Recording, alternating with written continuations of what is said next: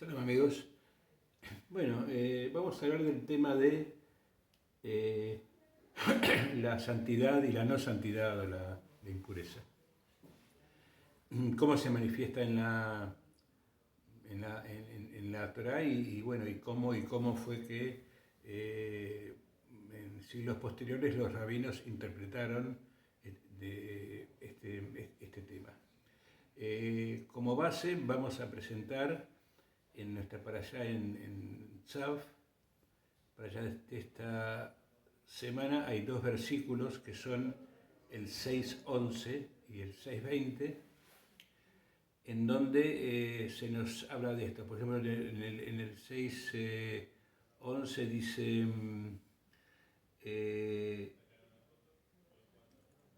todo varón de los hijos de Aarón podrá comerla. Este es un estatuto eterno para vuestras generaciones de las ofrendas encendidas por el Señor. Y luego todo lo que toque se santificará. Y luego en el 6:20 dice, cualquier cosa que toque su carne, se entiende la carne de la ofrenda por el pecado, se santificará. Y digamos que podría significar esto que cualquier objeto, cualquier artículo, cualquier persona que toque esos artículos se volverá santo, ¿no?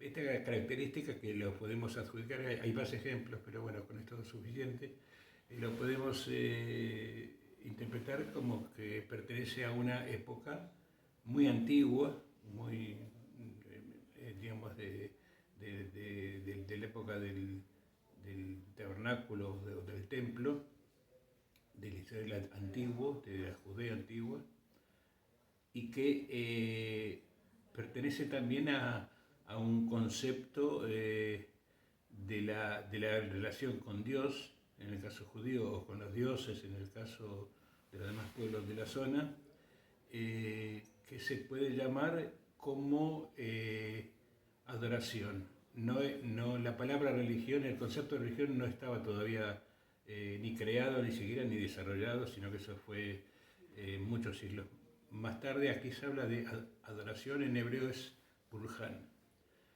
Son protocolos cúlticos, como que tenemos en el libro de Levítico, en el libro de Baikra. Son protocolos cúlticos que se establecen con grados de diferenciación de los demás cultos de la época, pero que no deja por eso de ser un protocolo de cómo llevar un culto adelante. Y en ese sentido, el tema de la santidad o de la pureza y la impureza, la santidad y lo contrario de la santidad, digamos, que es lo impuro, tiene este significado. Sin embargo, siglos más tarde, después de la destrucción del segundo templo, luego que se terminó el sacrificio de animales y se entró en otra etapa, en la etapa rabínica, en la etapa rabínica se deja claro de que en realidad la impureza se puede transferir a través del contacto. Sin embargo, la santidad no. La santidad exige otras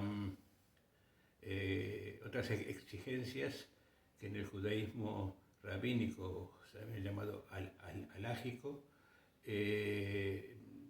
no acepta que con solamente tocar algo santo la persona o el objeto adquiere santidad. No existe eso, a pesar de que existan reflejos y actitudes que puedan sugerir eso, ¿no? No sé, rezar ante el muro occidental, conocido como Muro de los Lamentos, o ante una tumba también, por alguien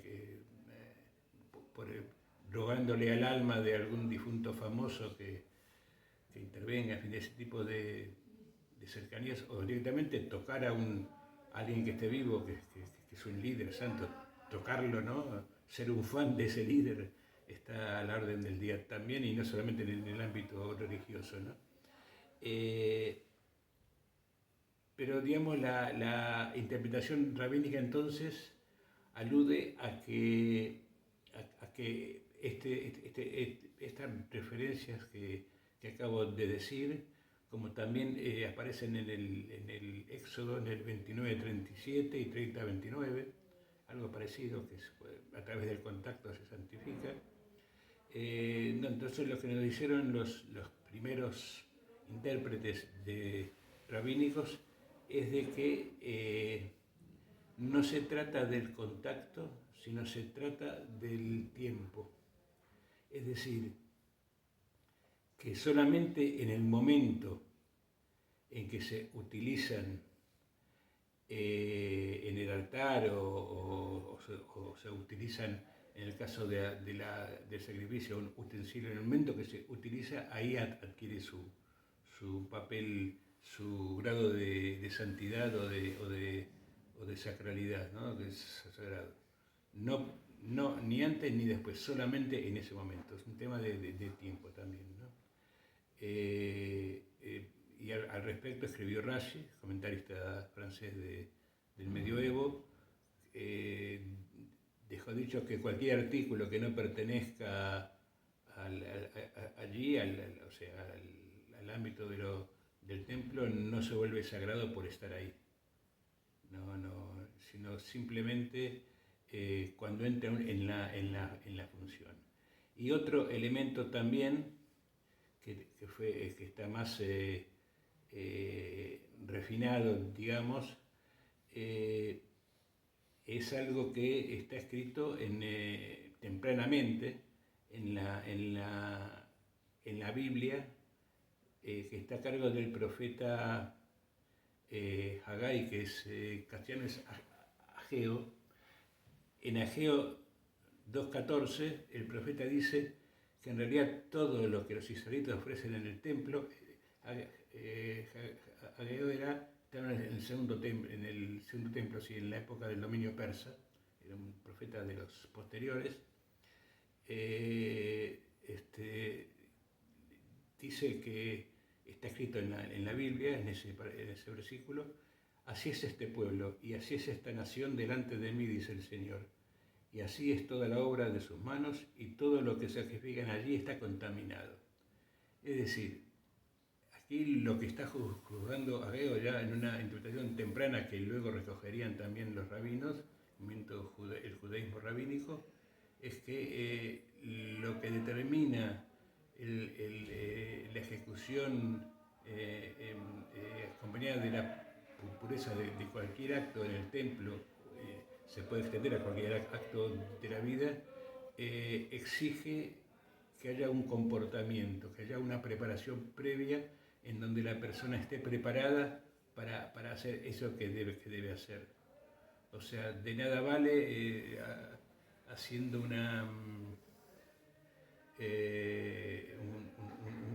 yendo a un extremo de que la persona no cumpla con ningún deber moral o ético, que actúe de forma malévola o errónea, digamos,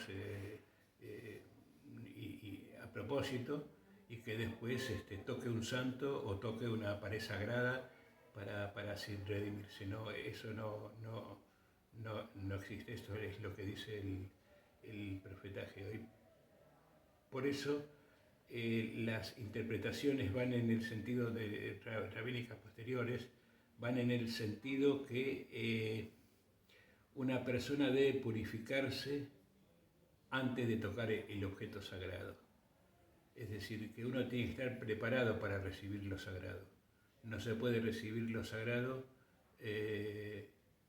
sin una necesaria rectificación de la conciencia, sin una imprescindible preparación espiritual previa, que en el caso del templo, en el caso del Mishkan, del tabernáculo, se manifestaba en forma de mezclas, que según qué mezclas hacías, de quetores, del incienso, o incluso según el sacrificio, si cumplía con todos los requisitos de qué tipo de animales se debían sacrificar y qué tipo de sacrificio correspondía a cada falta eh, moral, a través de esa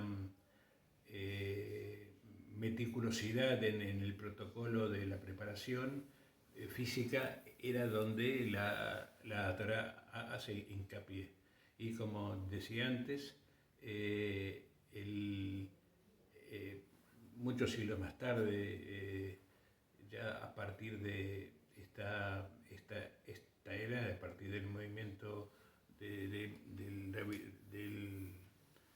judaísmo rabínico, digamos, eso empezó a tener cada vez más lugar y se empezó a reemplazar el sacrificio de los animales por la idea, pero eso ya sería otro tema para otro vídeo, sería el sacrificio no en forma de sacrificio necesariamente mortal, con resultado de muerte, sino que es en la preocupación, en el amor que cada persona desarrolla para conseguir los objetivos digamos, de amar al prójimo, de amar a los suyos y de hacer el bien en general. Bueno, esto era lo que quería comentar, es decir que en breve, que no por tocar un santo varón nos hacemos santos varones. Eso es demasiado fácil, ¿no? Bueno, nada más. Muchas gracias, Shabbat Shalom a todos y hasta la próxima. Chao, chao.